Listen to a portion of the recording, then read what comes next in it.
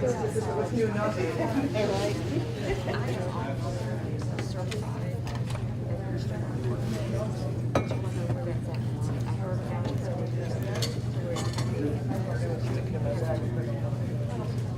an additional budget training. Get certified.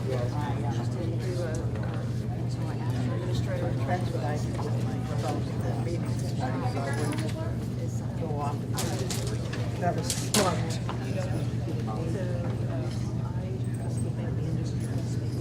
I'm certified, you're not, and I get to start these hours at 100 and up, they could do a little bit more. Or maybe it's a matter of I can do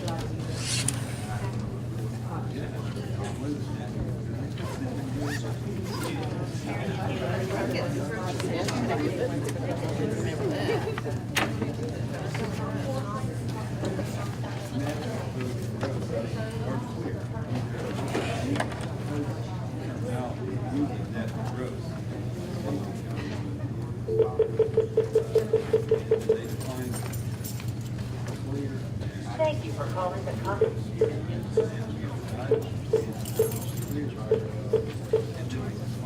Thank you. You will now be entered into your conference. Depending on the conference,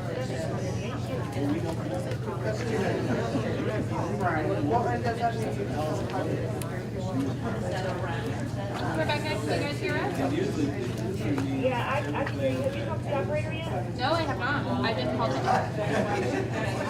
Okay, yes, I'm on the line. My name is Siobhan. I'm the conference operator for today's call. We had on the line ending in 4348. Rebecca Phillips? Okay, and that is on the other line? 3904, that's the It's going to be hosting the call. Well, here, over here, on the side. Okay, so this is the speaker line then? Yeah. Okay, great. Well, let me just inform you that this portion of the call is being recorded for quality and training purposes. Are you all able to go over the details of the call at this time? Yes. Okay, so will you all be requiring an introduction from me? Yes. Okay, I have the conference title as the Department Elder Affairs hearing for 58-5.036, Emergency Environment Control for Assisted Living Facilities. Faculty. It should be facilities, and it should be 58A-5. Okay, it's just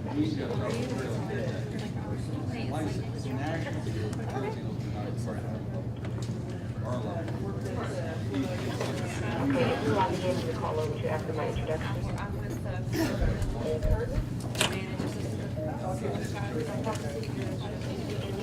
Can you spell that name, please? G-U-R-T-I-N. First name, common spelling would be G-E-N-E or J-E-N-E. Okay, will there be an audio Q&A segment for this call? Yes. Okay, will that be at the end of the conference or throughout? At the end. Okay. Will your schedule be done right? It'll be approximately an hour into it, or when the person cues you for it. Okay, no problem. So we're scheduled to start right at the top of the hour. Do you all anticipate starting right on time, or is it giving participants some additional time to dial in? We'll be starting right on time. Okay. And after the conference is complete, will you all be disconnecting, or do you all need to reconvene to debrief? Disconnecting. All right, great. Okay, and I show that you have requested a recording of this conference to go to the email of Molly McKinstry. Yes, ma'am. Great.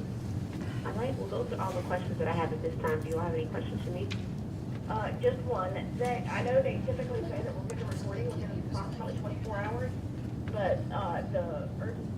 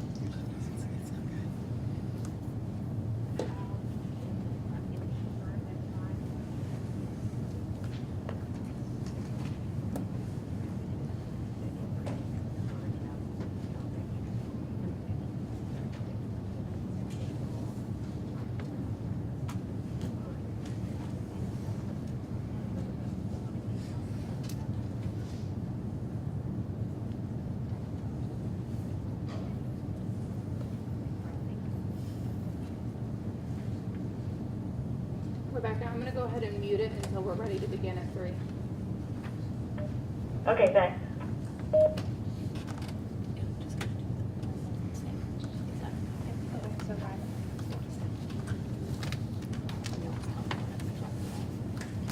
What? 5.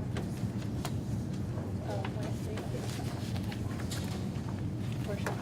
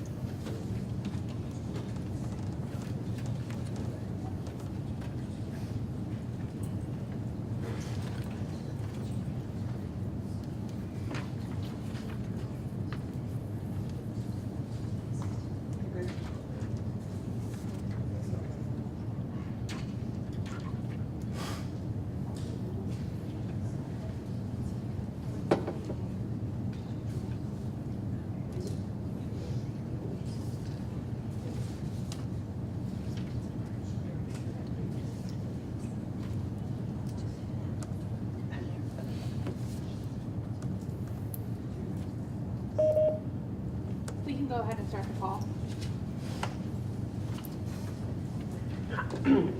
Okay, I'll connect you into the call. You'll hear a short burst of music, and then I'll hand the call over to you. As stated, if for any reason your line drops during the call, if you dial back in using your speaker credentials, you'll be back connected to the main call. You'll have a great conference.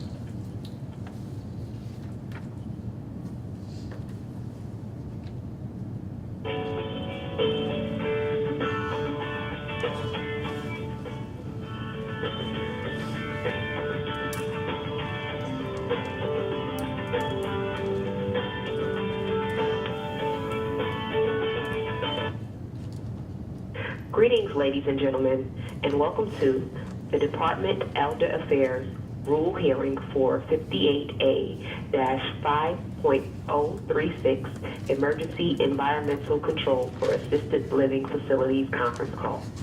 My name is Siobhan, and I'll be your operator for today. At this time, all participants are on a listen-only mode. Later, we will conduct a question and answer session. If at any time you require operator assistance, please press *0, and an operator will be happy to assist you. I would now like to turn the conference over to your host for today, Jean Curtin. Thank you. Good afternoon. This is a hearing on Rule 58A5.036, Emergency Environmental Control for Assisted Living Facilities, and this hearing is being recorded. This hearing is being held on Tuesday, December 5th, 2017, from 3 p.m. to 5 p.m. in Tallahassee, Florida. The notice for this hearing was published in Volume 43, Number 220 of the Florida Administrative Register on November 14th, 2017. I'm conducting the hearing on behalf of the Department of Elder Affairs. As the operator stated, my name is Jean Curtin. My address is Department of Elder Affairs, 4040 Esplanade Way, Tallahassee, Florida, 32399 7000. Other department personnel present are Francis Carbone, General Counsel for Elder Affairs. Catherine Ann Avery, Bureau Chief of Elder Rights, Florida Department of Elder Affairs. Jordan Bentley. also have Aka. I'm Laura McLafferty, and I'm the Bureau Chief of Health Facility Regulation here at the Agency for Healthcare Administration. Caitlin White, Division of Health Quality Assurance. Thank you. This hearing is being conducted in accordance with Section 120.54 of the Administrative Procedure Act. The purpose of this hearing is to allow the public an opportunity to participate in the rulemaking process. This hearing is specifically for Rule 58A5.036, Emergency Environmental Control for Assisted Living Facilities. This is not an opportunity to discuss the Department's emergency rule or Rule Chapter 58A5 in general. Copies of the rule were provided as handout materials at the check-in desk, so if you need a copy, there should still be additional copies out there available for you. A brief description of the rule by section includes: Section 1 of the rule outlines the requirements for the preparation of a detailed plan to address emergency power in the event of the loss of primary electrical power in the facility. Section 2 outlines the requirements for the submission of the plan. Section 3 lists requirements for approved plans. Section 4 addresses implementation of the plan. Section 5 outlines requirements for policies and procedures. Section 6 addresses revocation of licenses, fines, or sanctions for non-compliance with the rule. Section 7 details comprehensive emergency management plan requirements. And Section 8 addresses notification requirements. A sign-in list for persons commenting on the rule has been provided for your convenience. If you wish to comment but have not already signed up using the sign-in sheet, please raise your hand so that we may have you sign up now. Is there anyone else who needs to sign up? We, as you know, have individuals present in the room and of course on the phone who have indicated a desire to speak. After completing our opening statement, we'll determine roughly how many speakers we have and allot time. What we'll do is start with individuals present, and then we'll transition to the phone at a certain time, roughly 4 o'clock, and then we'll come back to the room if there's still time available. Those of you that do speak are asked to state your name and the organization that you represent. If you wish to furnish the department with any written materials during the hearing, please submit it to Jordan Bentley. He's at the end of the table before you begin your presentation. Those of you who wish to submit written materials but do not wish to speak, please go ahead and submit those materials now. We will not be able to go beyond the 5 o'clock published end of time for this hearing, so that's why we would need those materials now. In the interest of time, it's requested the speakers not repeat the position of previous speakers. However, you may, for the record, state your name and state that you support the position of one or more previous speakers. You should amend that. State your name and the organization that you represent. For the call-in list now, it looks like we have roughly 11 people, or the sign-in sheet, we have roughly 11 people, so I'm going to, for right now, stick to the 4 o'clock. If we obviously finish before that, I'll transition to the telephone before 4 o'clock. So what we're going to ask is the speakers, please limit your comments to 5 minutes, and we will provide a 1-minute warning to let you know when we begin wrapping up your comments. When you come up to the lectern, the microphone is on. We kind of learned during the first hearing, some people in the back had a hard time hearing, so it's probably best if you pick up the microphone and hold it. At the very least, if you're not comfortable doing that, please lean in close so that that way everyone in the room can hear you and everyone on the phone can hear you, and you're of course picked up on the recording. Also, please be sure to turn your phones to silent. Are there any questions about the procedure that will follow during the hearing? All right, thank you. I'll begin calling up speakers. The first speaker we have is Jeff Goldberg.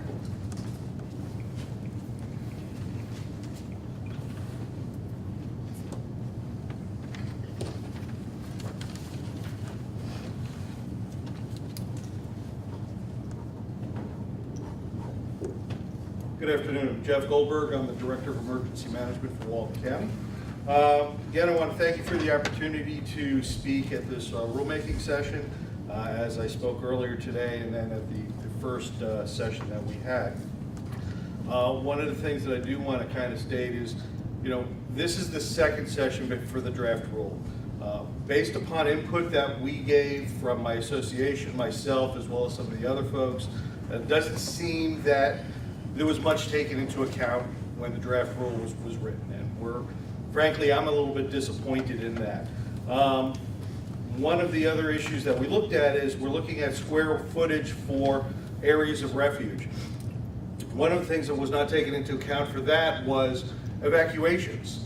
You know, these facilities have mutual aid agreements with other facilities to take evacuees in from areas that are going to be affected. Now, if they become affected and their square footage is going to shrink, so how's that going to work?